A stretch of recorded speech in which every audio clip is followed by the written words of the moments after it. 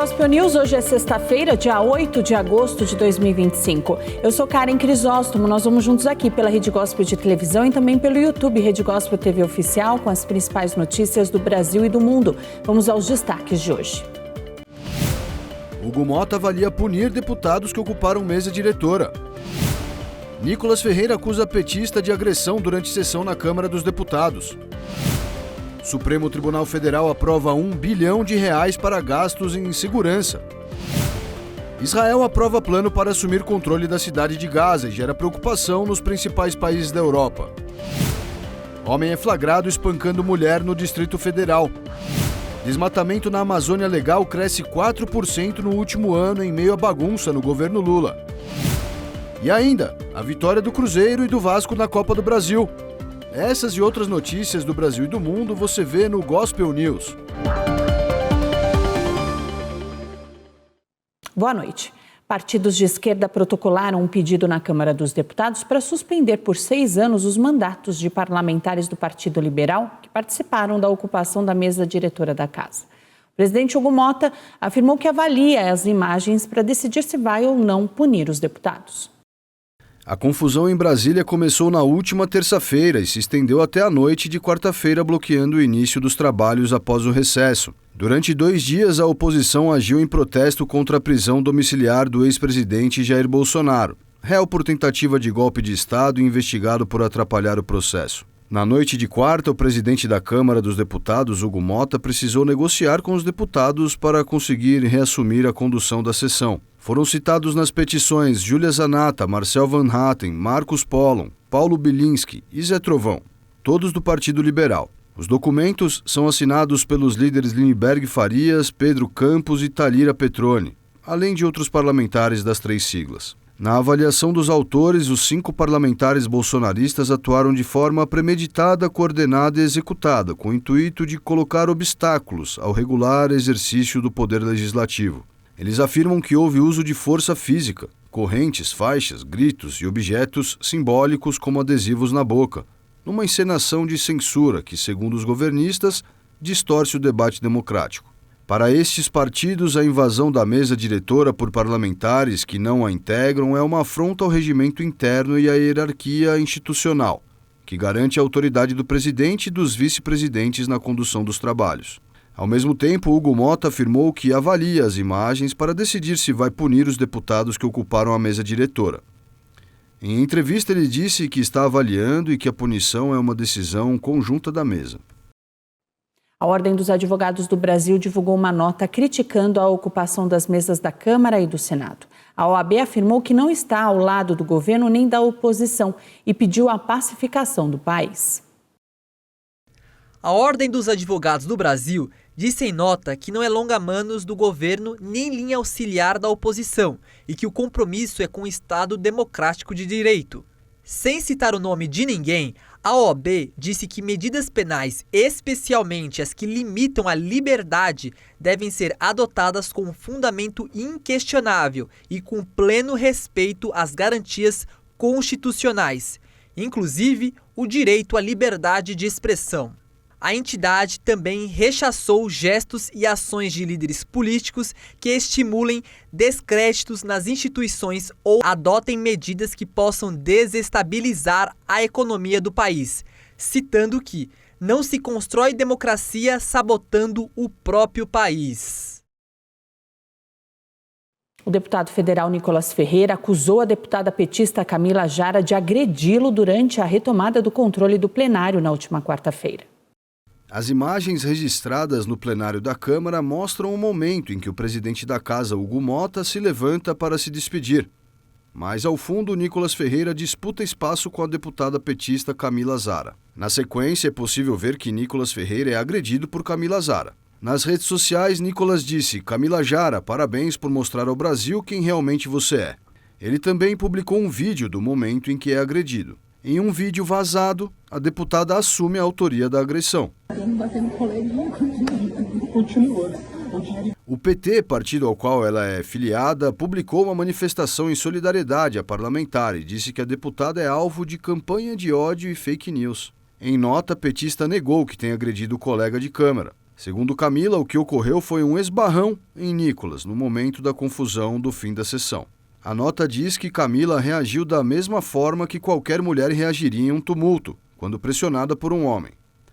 A deputada ainda afirmou que está sendo alvo de uma campanha de ódio nas redes sociais, com ameaças à sua integridade física. O Supremo Tribunal Federal aprovou a proposta orçamentária de R$1 bilhão para 2026. A previsão foi aprovada durante sessão administrativa e será enviada ao Ministério do Planejamento para compor a proposta do ano que vem. O presidente do STF, o ministro Luiz Roberto Barroso, destacou que a Corte foi obrigada, por fatores externos, a aumentar os gastos com segurança. E o presidente Lula e o primeiro-ministro da Índia, Narendra Modi, conversaram e concordaram em defender o multilateralismo. A conversa veio em linha às recentes tarifas anunciadas por Donald Trump. O presidente Luiz Inácio Lula da Silva e o primeiro-ministro da Índia, Narendra Modi, conversaram por telefone por cerca de 1 hora nesta quinta-feira. Em nota, o Palácio do Planalto informou que os líderes reafirmaram a importância em defender o multilateralismo e a necessidade de fazer frente aos desafios da conjuntura, além de explorar possibilidades de maior integração entre os dois países. A ligação veio após os Estados Unidos colocarem em prática sobretaxas às duas nações, agora entre as mais tarifadas pelo governo americano. Donald Trump impôs tarifas universais de no mínimo 10% para reestruturar o comércio em benefício dos trabalhadores americanos. Ao Brasil e à Índia, 2 gigantes emergentes, aplicou sanções de 50%. De acordo com o Palácio do Planalto, foi confirmada a visita de Lula à Índia no início do próximo ano e, como etapa preparatória, o vice-presidente Geraldo Alckmin vai visitar o país em outubro, acompanhado de ministros e empresários brasileiros para tratar de cooperação na área comercial, de defesa, energia, minerais críticos, saúde e inclusão digital. Na pauta também estiveram questões como as plataformas de pagamento virtual dos dois países, os êxitos da cúpula do BRICS no Brasil e planos para aumentar o comércio bilateral para mais de 20 bilhões de dólares até 2030. Para isso, concordaram em ampliar a cobertura do acordo entre Mercosul e Índia. Brasil e Índia são fundadores do BRICS, grupo de 11 países emergentes que também conta com China, Rússia, África do Sul, entre outros. Desde o dia 6, o Brasil enfrenta tarifas de 50% sobre vários produtos exportados para os Estados Unidos. Especialistas alertam que bens produzidos no país podem se tornar menos competitivos no mercado internacional. As tarifas americanas sobre produtos brasileiros subiram de 10% para 50% em 6 de agosto, afetando exportações importantes como café, carne bovina e açúcar, embora isenções para suco de laranja e aeronaves aliviem o impacto. Este pesquisador brasileiro do Centro de Estudos do Agronegócio de São Paulo observa que o aumento pode fazer com que os produtos do Brasil percam competitividade. Importações. Se as nossas exportações chegarem mais caras no mercado americano por conta da tarifa de 50%, as nossas empresas, o nosso café, o nosso suco de laranja, as nossas carnes, as nossas castanhas, inclusive as exportações da Embraer, perdem competitividade. Cícero afirmou que o tarifaço afeta diretamente as exportações do agronegócio, mas com o tempo pode haver uma aproximação do Brasil com os mercados europeus.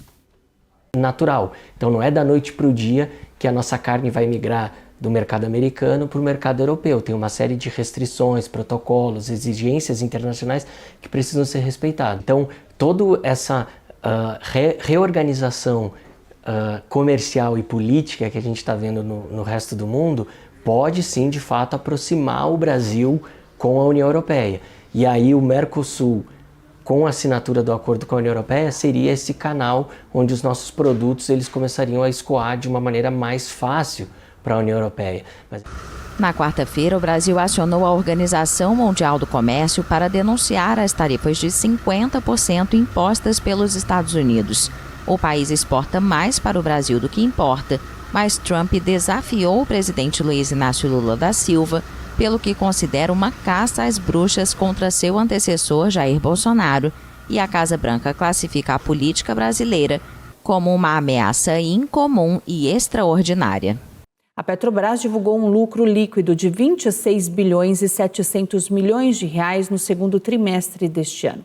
A produção média da estatal também subiu e chegou a 2 milhões e 300 mil barris por dia, um crescimento de 5% em relação aos 3 primeiros meses do ano. E dados da Confederação Nacional do Comércio mostram que a inadimplência chegou a 30% da população brasileira, o maior nível desde setembro de 2023. O índice subiu 0,5 ponto percentual no mês passado, acompanhado pelo aumento do número de famílias que declararam não ter condições de pagar as próprias dívidas. O cartão de crédito continua como o principal meio de endividamento. A Organização Mundial da Saúde disse que pelo menos 99 pessoas morreram devido à desnutrição na faixa de Gaza. Na sede da OMS, o diretor-geral Tedros Adhanom divulgou dados sobre a crise vivida no território palestino. A Organização Mundial da Saúde voltou a chamar a atenção para a crise de alimentos vivida na faixa de Gaza. A Agência Sanitária da ONU revelou números que provavelmente estão subestimados frente à realidade vivida no território palestino, devastado após 22 meses da guerra lançada por Israel contra o Hamas. Até agora, neste ano, 99 pessoas morreram de desnutrição, incluindo 29 crianças com menos de 5 anos. Esses números relatados provavelmente estão subestimados. Doenças continuam a se espalhar, alimentadas pela superlotação e condições deterioradas de saneamento e higiene de água, afetando severamente os mais jovens.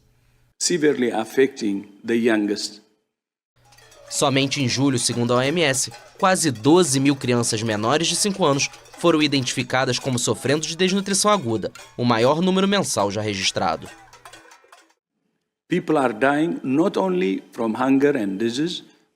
As pessoas estão morrendo não apenas de fome e doenças, mas também na busca desesperada por alimentos. Desde 27 de maio, mais de 1.600 pessoas foram mortas e quase 12 mil feridas enquanto tentavam coletar alimentos em pontos de distribuição. Apesar do ataque realizado em nossos depósitos no mês passado, a OMS continuou a levar suprimentos e a entregar rapidamente nos hospitais.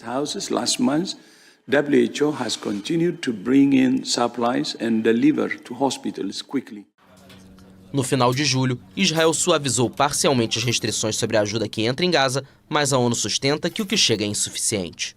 Ao mesmo tempo, as operações e bombardeios seguem acontecendo. Segundo a Defesa Civil local, pelo menos 35 pessoas morreram nesta quinta-feira em ataques aéreos no enclave.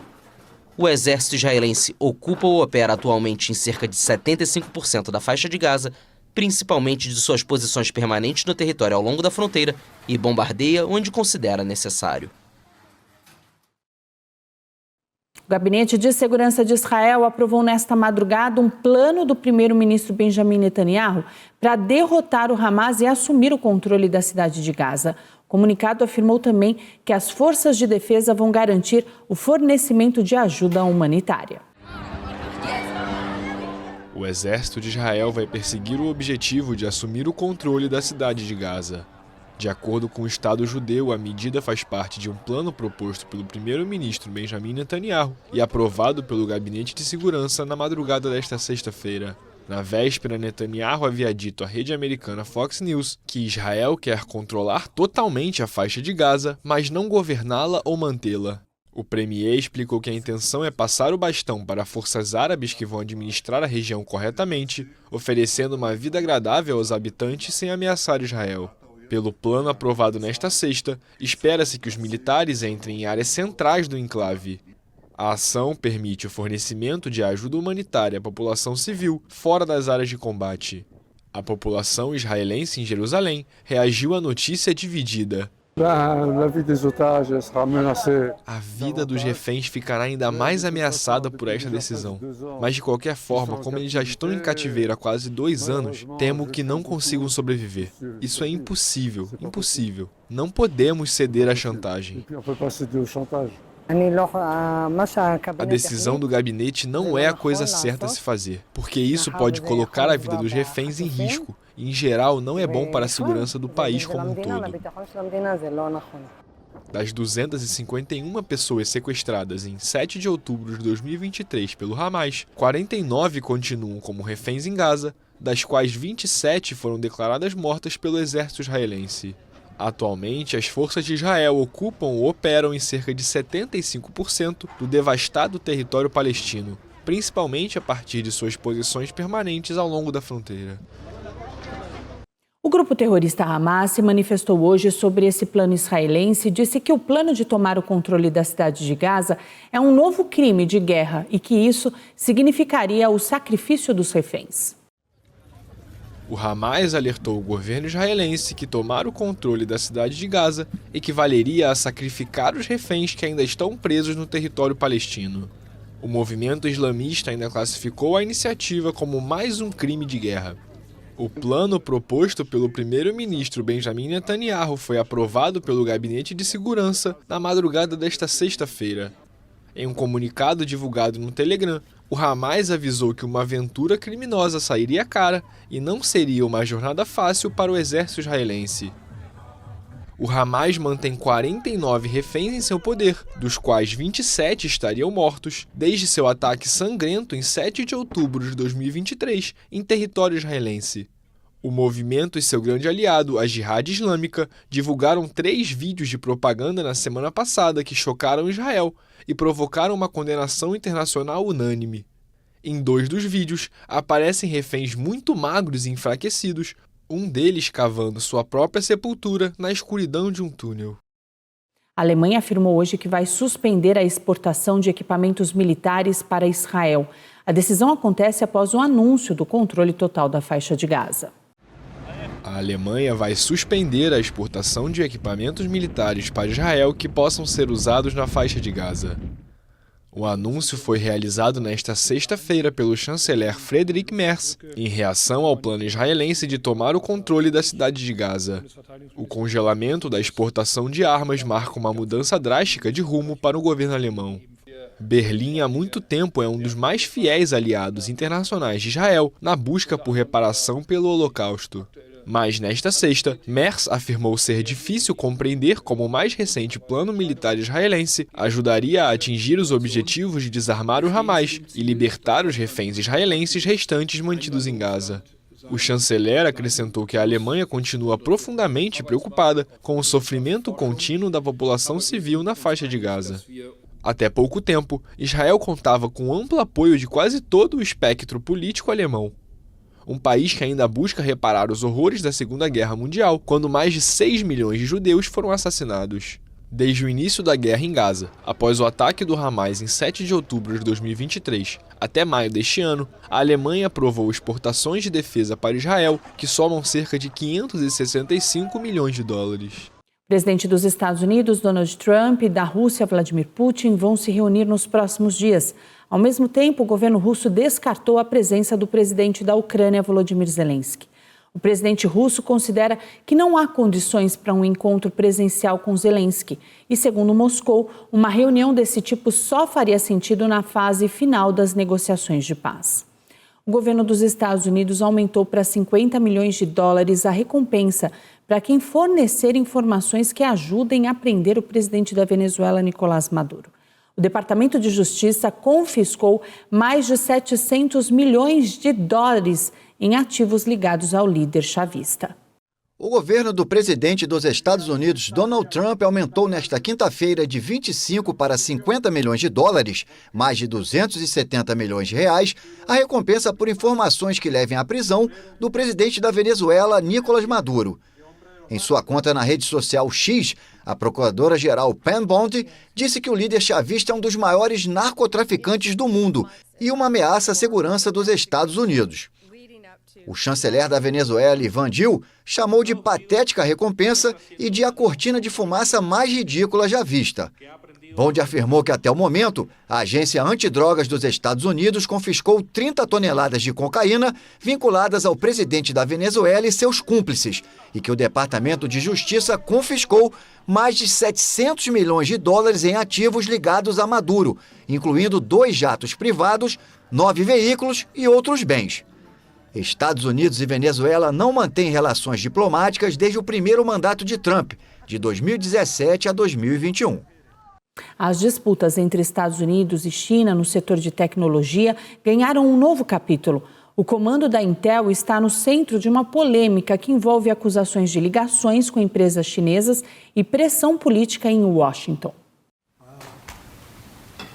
O presidente americano Donald Trump exigiu nesta quinta-feira que o novo diretor da Intel, Lip Butan, renuncie imediatamente. Na véspera, o senador e colega de partido republicano Tom Cotton informou que enviou uma carta à fabricante de semicondutores americana questionando as ligações do executivo com companhias chinesas. No documento, o congressista citou relatos de que TAM controla dezenas de empresas chinesas e pelo menos 8 delas têm vínculos com o Exército Popular de Libertação da China. Cotton também o acusa de, no passado, ter liderado a Cadence Design Systems, companhia que produz programas usados pelas grandes produtoras de microchips. A empresa, segundo o senador, se declarou culpada de vender ilegalmente seus produtos a uma universidade militar chinesa e de transferir sua tecnologia para uma empresa chinesa de semicondutores associada sem obter licenças. Nascido na Malásia, Tan assumiu em março o comando da fabricante de semicondutores Intel, que enfrentava dificuldades por seu atraso em inteligência artificial, anunciando demissões em meio a tarifas e restrições de exportações impostas pela Casa Branca, que prejudicaram o mercado. A Intel é uma das empresas mais emblemáticas do Vale do Silício, mas seu sucesso vem sendo ofuscado pelas potências asiáticas TSMC e Samsung, que dominam o setor de semicondutores sob encomendas e cujos chips vêm sendo gradualmente superados pela revolução da inteligência artificial.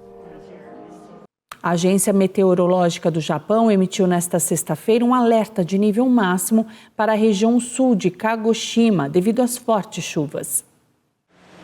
Chuvas castigam o Japão e representam um risco para a população. A Agência Meteorológica emitiu nesta sexta-feira um alerta de nível máximo para a região sul de Kagoshima devido ao fenômeno sem precedentes. As tempestades ocorrem após um período de calor extremo em muitas regiões do Japão, que registrou uma temperatura recorde de 41,8 graus Celsius. Meteorologistas avisaram em entrevista coletiva que vidas estão em perigo e incentivaram a saída das pessoas das áreas mais afetadas. Segundo a agência de notícias Kyodo News, mais de 490 milímetros de chuva caíram em 24 horas em uma área de Kagoshima até o começo da madrugada desta sexta-feira pelo horário local. A precipitação é a mais forte já registrada na região. Na cidade de Kirishima, os moradores foram solicitados a deixar suas casas após o acionamento do alerta meteorológico mais alto de um sistema de 5 níveis. Voos do aeroporto da área tiveram de ser cancelados. O presidente da Colômbia, Gustavo Petro, negou que o Peru tenha jurisdição sobre uma ilha no rio Amazonas que fica na fronteira entre os dois países. Uma nova tensão diplomática entre Bogotá e Lima. O presidente colombiano Gustavo Petro declarou nesta quinta-feira que não reconhece a jurisdição do Peru sobre uma ilha localizada no rio Amazonas, na fronteira entre os dois países. A declaração ocorreu na quinta-feira durante atos de celebração da independência da Colômbia na cidade de Letícia. A Colômbia não reconhece a soberania do Peru sobre a chamada Ilha de Santa Rosa e desconsidera as autoridades de fato impostas na área. Colômbia e Peru mantêm uma disputa histórica sobre a linha de fronteira no rio Amazonas, que muda naturalmente seu leito com frequência, criando novas ilhas. Lima defende que a ilha de Santa Rosa está em seu território e que seus habitantes são peruanos. Em junho, o Peru oficializou a criação de um novo distrito em Santa Rosa e enviou funcionários públicos para a região. A Colômbia protestou e exigiu uma negociação bilateral para definir a soberania insular. No próximo bloco, a Polícia Federal descarta bomba em avião da Azul que pousou em Brasília e homem é flagrado espancando mulher no Distrito Federal.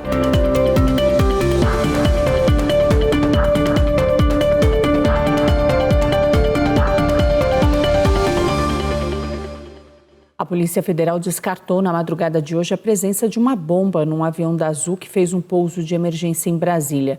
Um bilhete foi encontrado no banheiro da aeronave dizendo que havia explosivos no compartimento de cargas.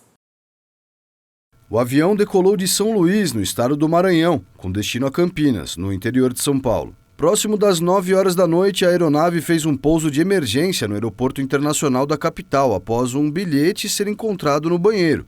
No papel estava escrito que havia explosivos no compartimento de cargas. Após uma varredura antibombas, a Polícia Federal descartou a presença de qualquer artefato explosivo na aeronave da Azul. A PF informou que todas as malas que estavam na aeronave passaram por um raio-x. O avião foi liberado para retornar à operação e as investigações sobre a autoria da ameaça seguem em curso. Na manhã de hoje, a companhia informou que os passageiros foram reacomodados em outros voos da companhia. Ainda de acordo com a Azul, os 170 passageiros e os tripulantes desembarcaram em segurança. Uma mulher de 34 anos foi espancada pelo companheiro no Distrito Federal. O agressor foi identificado como Kleber Lúcio, de 55 anos. Ele foi preso em flagrante. As imagens são da madrugada da última sexta-feira e mostram o momento em que um homem sai do elevador e parte para cima da mulher. Em outro corte, já dentro do elevador, as agressões continuam. Na sequência, a mulher reage e também agride o companheiro. Kleber Lúcio é empresário do ramo de imóveis e tem empresas no Distrito Federal e em Goiás. Ele foi preso nesta semana, tanto pela agressão quanto por manter armas e munição em casa, sem autorização. Em nota, a defesa de Kleber Lúcio afirmou que vai se manifestar na justiça no decorrer do processo e que o caso ainda está em apuração. Com fraturas no rosto e edemas pelo corpo, ela passou 5 dias internada em um hospital particular. Os médicos alertaram a mãe dela que os ferimentos tinham características de agressão física e foi ela quem acionou a Polícia Civil. Isso porque a vítima não foi à delegacia para registrar o caso e disse que não queria medidas protetivas da Justiça. Segundo o delegado Marco Loures, a vítima foi ouvida informalmente, ainda no hospital. Ela confirmou as agressões e disse que no episódio da última semana, a briga começou com um desentendimento na saída de um casamento. Júlio César Barbosa, de 20 anos, morreu após ser atropelado por um carro em alta velocidade em Piumhi, no centro-oeste de Minas Gerais. O motorista fugiu sem prestar socorro, mas se apresentou à polícia 2 dias depois. O acidente aconteceu no último sábado, próximo da Praça Doutor Avelino de Queiroz. Segundo a família, Júlio havia ido ao banheiro de um bar localizado em frente ao trailer onde lancharia com a família. Na volta, ele foi atingido por um carro em alta velocidade. Júlio César foi socorrido com vida, mas não resistiu aos ferimentos e morreu no hospital. A irmã da vítima, Thaís Barbosa Silva, contou que Júlio era autista, frequentava a associação de pais e amigos dos excepcionais de Piumhi e estava sempre ao lado da mãe. Ela disse que o motorista não parou após o atropelamento e ainda passou por cima do irmão. Segundo a polícia militar, o motorista se apresentou espontaneamente na delegacia, prestou depoimento e foi liberado. Uma estudante de 17 anos ficou gravemente ferida após levar diversas tesouradas durante uma briga em uma escola estadual na zona leste de São Paulo. Imagens da briga mostram 2 meninas discutindo por conta de uma cadeira. O vice-diretor da escola disse aos policiais que as 2 adolescentes já tinham histórico de outras agressões entre si. A vítima foi internada e ainda não falou com a polícia. Um policial militar foi baleado no pescoço durante uma ação da favela do Paraisópolis, na zona sul de São Paulo, ontem. Os agentes da ROCAM faziam patrulhamento na região após receberem a informação de que 4 suspeitos teriam praticado um arrastão na região.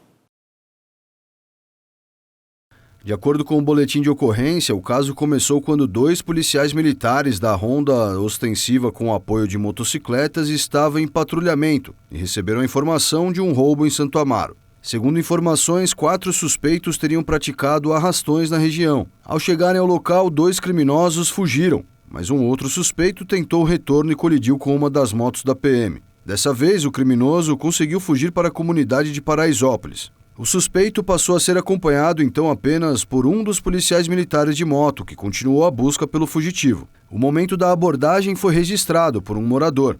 O agente pediu apoio policial porque um outro homem estava tentando soltar o suspeito.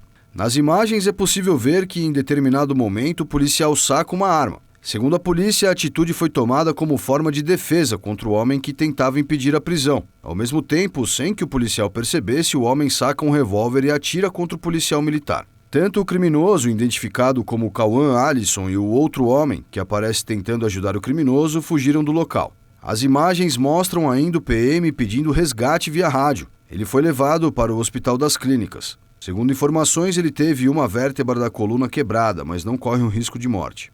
Em nota, a Secretaria de Segurança Pública informou que o policiamento segue reforçado na comunidade, que uma operação está em andamento para tentar localizar os suspeitos envolvidos no crime.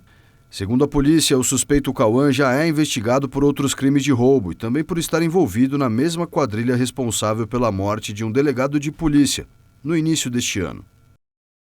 A seguir, Lula sanciona projeto que enfraquece regras de licenciamento ambiental e ainda a nova geração do ChatGPT.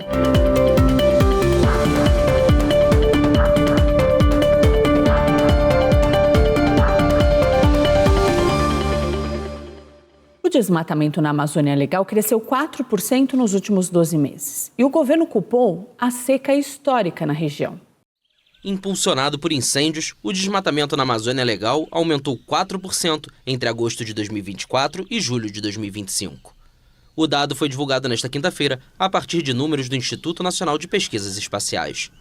A devastação na maior floresta tropical do planeta atingiu 4.495 km² nos últimos 12 meses, uma área 3 vezes maior do que a cidade de São Paulo. O resultado do recorte reverte a forte queda registrada em 2024 e antecipa a tendência da próxima taxa anual do desmatamento, cuja cifra consolidada será divulgada em novembro, pouco antes de o país sediar a Conferência Climática COP30 em Belém. Levando em conta apenas julho, o desmatamento diminuiu 20% em relação ao mesmo mês de 2024.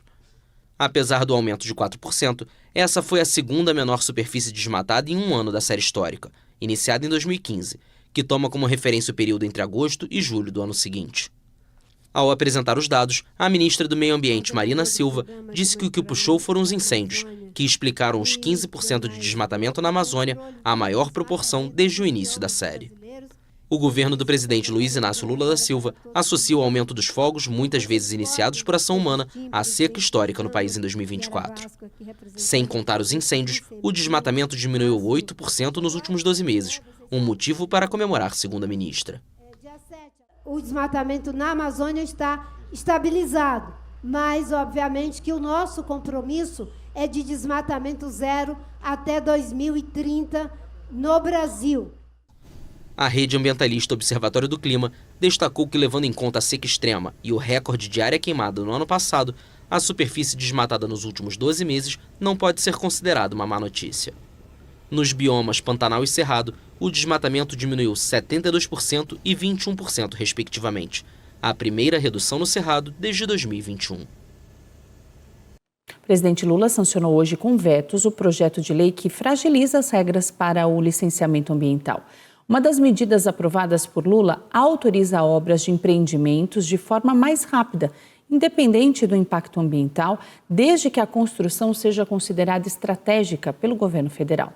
Defensores do texto, como o deputado da Frente Parlamentar Agropecuária, afirmaram que as novas regras tiram a burocracia dos processos para a obtenção de licenças ambientais. As cacatuas são famosas na Austrália por seu canto estridente, mas pesquisadores revelaram que elas também possuem uma impressionante variedade de movimentos de dança. Cacatuas são conhecidas mundialmente pela beleza e inclusive pela capacidade de imitar sons como a fala humana. Na Austrália, muitas pessoas consideram esses pássaros uma espécie bastante incômoda, principalmente por seus gritos cacofônicos e agudos. Mas quando não estão usando seus bicos afiados para revirar o lixo, um novo estudo descobriu que muitas cacatuas parecem gostar de mexer suas penas da cauda.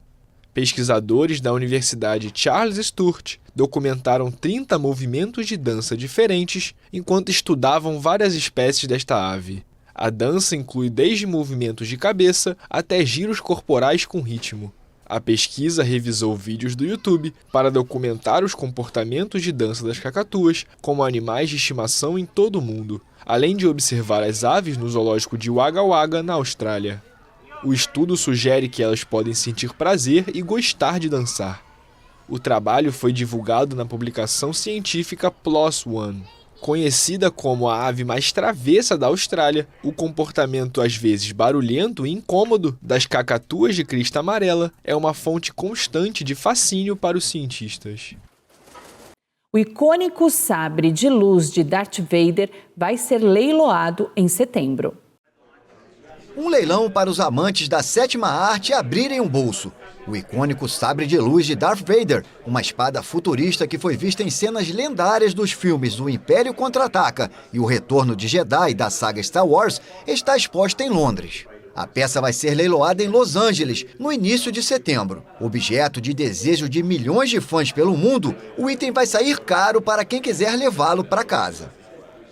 Como se trata de um leilão, não sabemos exatamente por quanto será vendido até o dia do leilão. Teremos certeza em 4 de setembro, mas a estimativa é de 1 milhão a 3 milhões de dólares. Em libras esterlinas, entre 750 mil a 2 milhões. Não sabemos exatamente por quanto será vendido. Essa estimativa se baseia em itens comparáveis e outras peças de Star Wars de alto padrão que foram vendidas no passado.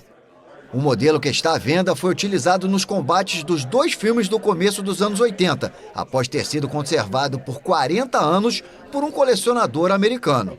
Os especialistas autenticaram o objeto comparando marcas e arranhões com os visíveis nos longas, clássicos da ficção científica. Mesmo para quem não gosta tanto do mundo criado por George Lucas e Steven Spielberg, o leilão promete ser imperdível.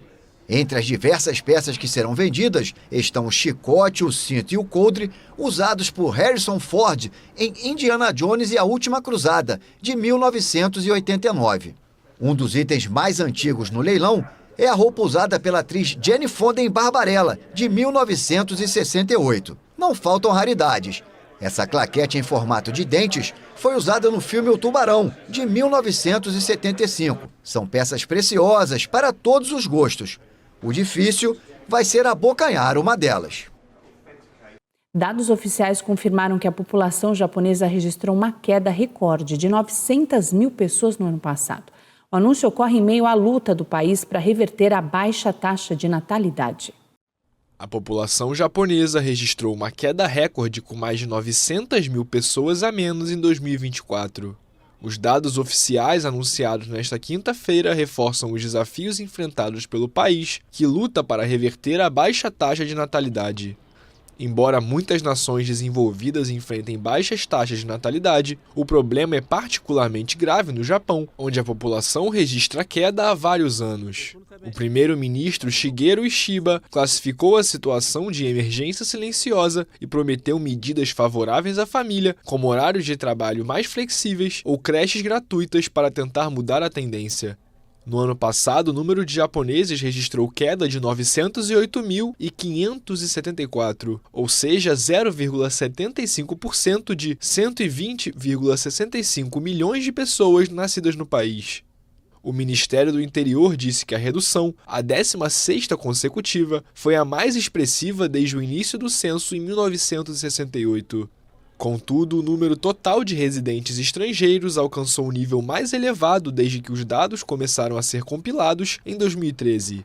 Em 1º de janeiro de 2025, o país tinha 3,67 milhões de estrangeiros, o que representa quase 3% da população total do Japão. O Japão tem a segunda população mais envelhecida do mundo, depois de Mônaco. O número de nascimentos no ano passado ficou abaixo de 700 mil pela primeira vez na história.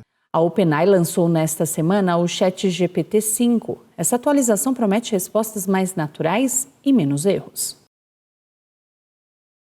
O lançamento chega em um momento crítico para a indústria de IA. Os maiores desenvolvedores de inteligência artificial do mundo aumentaram drasticamente os investimentos para financiar data centers de IA, alimentando a esperança dos investidores por grandes retornos.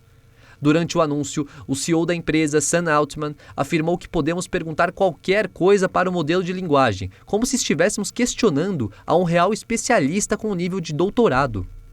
Além de melhorias gerais, o novo modelo vai errar menos e evitar emojis desnecessários nas interações e construções de texto.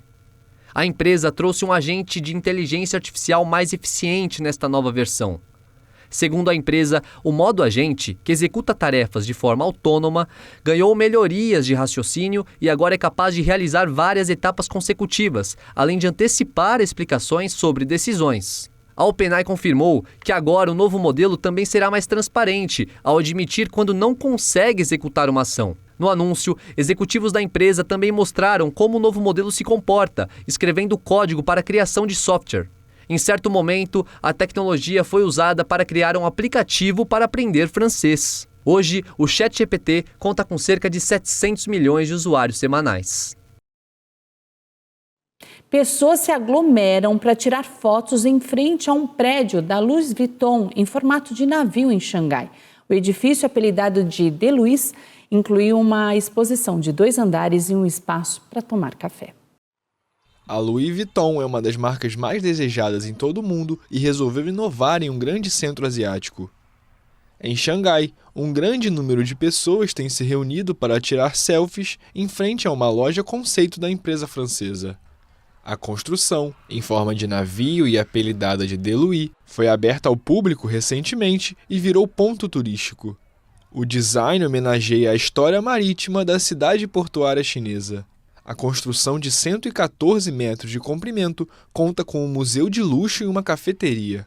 O grande barco foi decorado com os famosos símbolos da loja e tem 30 metros de altura e cerca de 1.600 metros quadrados. A estrutura está localizada na praça principal do HKRI Taikoo Hui, um shopping no centro de Xangai. Com certeza vale a viagem até a China para vivenciar toda essa magia de luxo.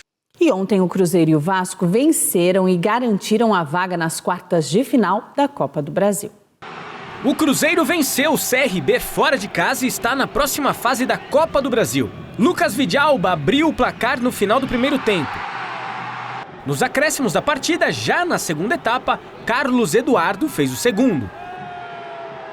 O Vasco da Gama conseguiu a vaga para a próxima fase da competição ainda no primeiro tempo. Ryan fez o primeiro aos 20 minutos. 10 minutos depois, Felipe Coutinho aumentou o placar.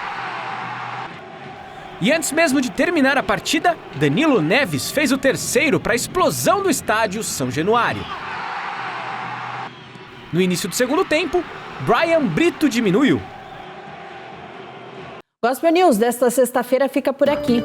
Desejo a todos vocês uma ótima noite, um excelente e abençoado final de semana. Sábado, a partir das 5 horas da tarde, a gente tem um encontro mensal das mulheres mais que vencedoras, diretamente do Renascer Hall Sede Internacional, às 5 da tarde, com Bispa Sônia Hernandes, Bispa Fernanda Hernandes, com transmissão aqui na Rede Gospel, em todas as igrejas e pela Rádio Gospel FM. Domingo é dia de celebração da família. Os cultos são presenciais às 8, às 10 da manhã, às 4 da tarde e também às 6 da noite, com transmissão aqui pela TV e pela Rádio Gospel FM. A todos vocês um final de semana abençoado. Segunda a gente está de volta a partir das 7 com as principais notícias do Brasil e do mundo, e até lá você fica muito bem informado no YouTube Rede Gospel TV Oficial. Boa noite e até segunda-feira.